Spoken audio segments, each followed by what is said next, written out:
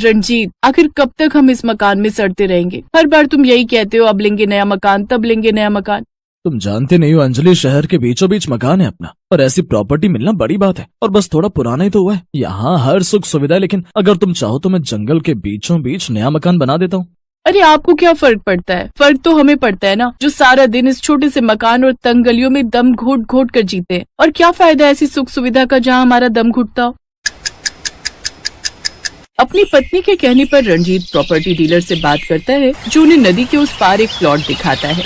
अरे ये नाज पीटा डीलर कहाँ ले आया हमें? अब क्या नदी में चप्पू चलाकर उसोर जाएंगे हम?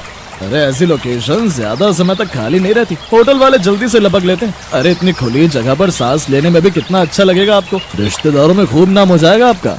देखो ना रंजीत, घर के आगे नदी बह रही है। जब 2 मंजिला मकान बनाएंगे ना तो सबके यहाँ पर्सनल कमरे होंगे, और जब बालकनी में खड़े होंगे ना तो ठंडी ठंडी हवा आएगी। हाँ भाई साहब, अब मत सोचिए और ले डालिए। अब डीलर और पत्नी के कहने पर रंजीत अपनी सारी जमा पूंजी लगाकर वो प्लॉट ले लेता है और शहर के बीचों बीच बने अपने घर को किराए पर दे देता है। फिर कुछ महीनों बाद, अरे आप तो ऑफिस जा रहे थे, वापस क्यों आ गए? अरे बोट पर लोगों की भीड़ हुई पड़ी है, बिल्कुल भी जगह नहीं थी बैठने के लिए। तो अब दूसरे रास्ते से चले जाओ। तब तो मैं आधे दिन के बाद ऑफिस पहुंचूंगा। अब आज रहने देता हूँ, छुट्टी कर लेता हूँ। हाँ ये ठीक रहेगा, और कल सुबह टाइम से उठ जाना तो शायद आपका बोट में नंबर आ जाए। अब दिन में जाकर आप सब्जी ले आइएगा। रंजीत कुछ घंटे बाद बोट में बैठकर सब्जी लेने चला जाता है और कुछ देर बाद ढेर सारी सब्जियां लेकर घर लौटता है। अरे इतनी सारी सब्जियां? नदी के पास सब्जी मंडी का व्यापार खोलने का इरादा है क्या आपका? अरे मेरी माँ रोज कुश्ती लड़कर नाव में बैठकर बाजार से सब्जियां लाना मेरे बस की बात नहीं है। 2 हफ्ते की सब्जियां एक साथ ले आया हूँ। अब 15 दिन तक बिल्कुल सब्जी लाने के लिए नहीं कहना। फिर 2 दिन बाद, हाय रे मर गई, आग लगे इस नदी को। क्या हुआ माँ जी? अरे क्या हुआ क्या, घर में बैठे बैठे बोर हो रही थी, इसलिए घर से टहलने निकली थी तो पूरी गली में नदी का पानी भरा हुआ था। हाय लगता है मेरी हड्डी चटक गई। हाय रे मर गई। अरे जल्दी से डॉक्टर को बुला, मुझसे ये दर्द बर्दाश्त नहीं हो रहा।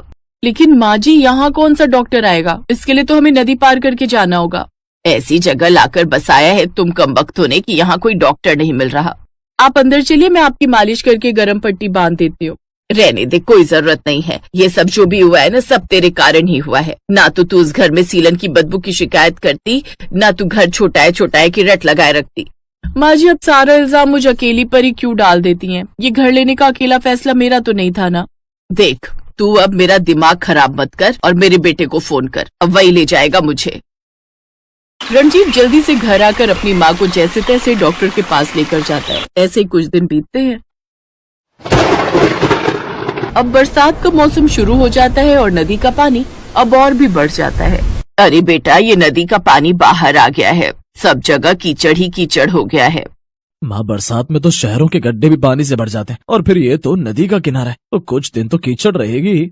अब घर के बाहर कीचड़ होने से वो लोग बाहर भी नहीं निकल पाते। फिर कुछ दिन बाद उनकी बेटी रूही कमरे में खेल रही होती है कि तभी नदी किनारे से एक सांप उनकी खिड़की से होता हुआ घर में घुस आता है, जिसे देख रूही जोर जोर से चिल्लाने लगती है, आ मम्मी सांप सांप।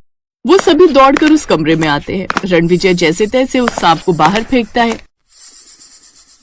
हाय मेरी बच्ची, ये ना जाने कहाँ आकर फंस गए हम।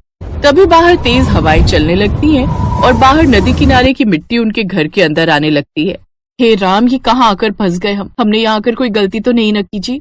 अरे तो घबरा क्यों रही हो? हमने शहर वाला मकान बेचा थोड़ी ना, किराए पर ही दिया। इसको बेचकर वापस वहीं चले जाएंगे।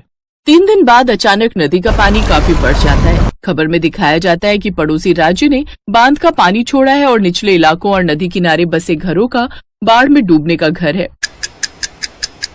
फिर उनके घर एक नोटिस आता है। क्या लिखा है इसमें? माँ इसमें लिखा है कि हमें जल्दी से घर खाली करना होगा, और अगर ये घर खाली नहीं किया तो पड़ोसी राज्य से छोड़े गए इस पानी से बाढ़ का खतरा बढ़ जाएगा और घर तक डूबने का भी डर है। और अगर ये घर डूब गया और किसी की जान चली गई तो इसमें सरकार की कोई जिम्मेदारी नहीं होगी। अरे ऐसे कैसे चला जाएगा? इतने पैसे लगाए हैं इसे बनाने में। माँ भी ये सब सोचने का वक्त नहीं है, जान रहेगी तो ही रह पाएंगे ना इस घर में। चलो हम सब अपने शहर वाले घर में ही वापस चलते हैं।